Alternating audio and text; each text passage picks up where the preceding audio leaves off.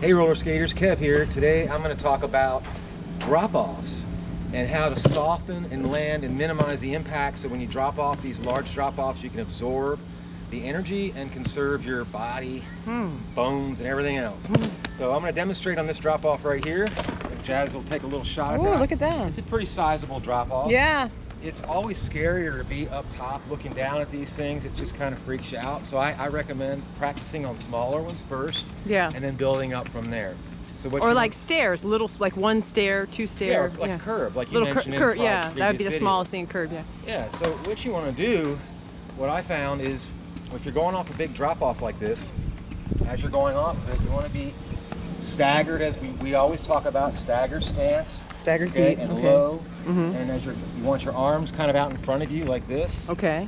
You know, so your arms are in front of you, so because when you drop off, you don't want to like jump and bring your arms back like that. Oh, no. And flip back. No. It's not gonna be Yeah. fun when you land. Not at all. You want to just drop off.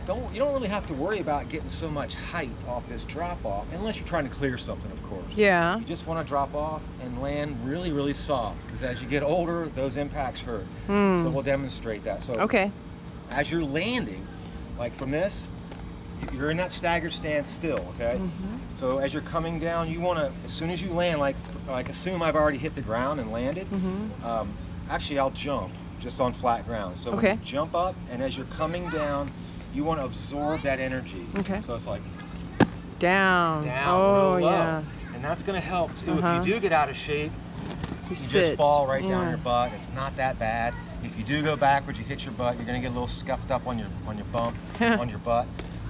But if you come down and you're really low, Yeah. and you go forward, you're just going to come down on those knees. So that's why I would always recommend wearing knee pads when you're doing this kind of thing, because you can almost just slam down on these things and not feel much of anything at all. So, you want to see it? All right. All right, let's go for it. I'm going to get some speed. All right, here he comes. He's going to get some speed.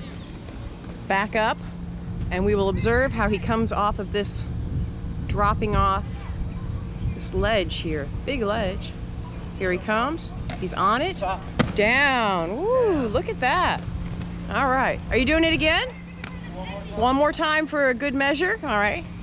So we're observing. He's coming around, backing up, getting a little more velocity, hopping up onto it, down, and good. All right. Excellent. So that's it.